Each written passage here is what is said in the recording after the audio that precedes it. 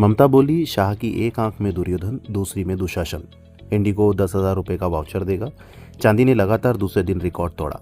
नमस्कार, धर्मेंद्र वर्मा नाम है मेरा और आप सुन रहे हैं दर्पण का हिंदी पॉडकास्ट। आज है 12 दिसंबर 2025, दिन शुक्रवार। आज के प्रमुख इवेंट जिन पर आपको रखनी चाहिए नज़र। राहुल गांधी की दोहरी नागरिकता मामले में रायबरेली की MP MLA कोर्ट में सुनवाई होगी। राहुल गांधी के खिलाफ मानहानि केस में यूपी की हाथरस कोर्ट में सुनवाई होगी। 2018 में राहुल ने तत्कालीन भाजपा अध्यक्ष अमित शाह पर अभद्र टिप्पणी की थी। केंद्रीय गृह मंत्री अमित शाह और RSS चीफ मोहन भागवत अंडमान निकोबार के 3 दिवसीय दौरे पर जाएंगे। कल की बड़ी खबर, SIR की समय सीमा 6 राज्यों में बढ़ी। मध्य प्रदेश छत्तीसगढ़ में 18, यूपी में 26 दिसंबर तक फॉर्म भर सकेंगे। चुनाव आयोग ने 5 राज्यों और 1 UT में SIR फॉर्म की डेडलाइन बढ़ाई।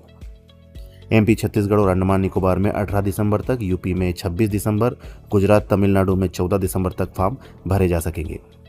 गोवा, पांडुचेरी, लक्षद्वीप, राजस्थान और पश्चिम बंगाल में समय सीमा आज खत्म होगी। ड्राफ्ट वोटर लिस्ट 16 दिसंबर को जारी होगा। ममता बोली, शाह खतरनाक हैं, वे दुर्योधन दुशासन जैसे। SIR से वोट काटे जा रहे हैं। पश्चिम बंगाल की CM ममता बनर्जी ने एक रैली में गृह मंत्री अमित शाह को खतरनाक बताया। उन्होंने कहा कि शाह की आंखों में दहशत है। उनकी एक आंख में आपको दुर्योधन और दूसरी आंख में दुशासन दिखाई देगा। ममता ने आरोप लगाया कि केंद्र सरकार बंगालियों और को बांग्लादेशी बताकर डिटेंशन कैंप भेजने की कोशिश कर रही है। ममता ने कहा, अक्टूबर में 12 राज्यों में SIR चल रहा है। इस प्रक्रिया का मकसद गलत मतदाता का नाम हटाना और नए मतदाता का नाम जोड़ना है। यह बीजेपी को फायदा पहुंचाने के लिए हो रहा है। इंडिगो 10,000 रुपये का वाउचर देगा।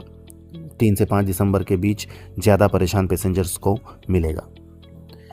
इंडिगो संकट से प्रभावित यात्रियों को एयरलाइंस रिफंड के साथ 10,000 रुपये का ट्रैवल वाउचर देगी। यह वाउचर 3 से 5 दिसंबर के बीच ज़्यादा परेशान हुए पैसेंजर्स को मिलेगा। वाउचर 12 महीने तक किसी भी इंडिगो फ्लाइट में इस्तेमाल होगा। इसी मामले में DGCA ने इंडिगो CEO पीटर एल्बर्ट्स से ऑपरेशंस और मुआवजे पर करीब 2 घंटे पूछताछ की। बांग्लादेश में 12 फरवरी को चुनाव, तख्तापलट के 1.5 साल बाद वोटिंग। बांग्लादेश में तख्तापलट के 1.5 साल बाद 12 फरवरी 2026 को आम चुनाव होंगे।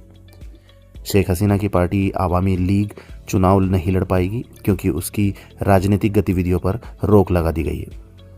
कई नेता भी जेल में हैं। हालांकि राजनीतिक party national citizen party NCP ने नया गठबंधन बनाकर 125 उम्मीदवार उतारे हैं।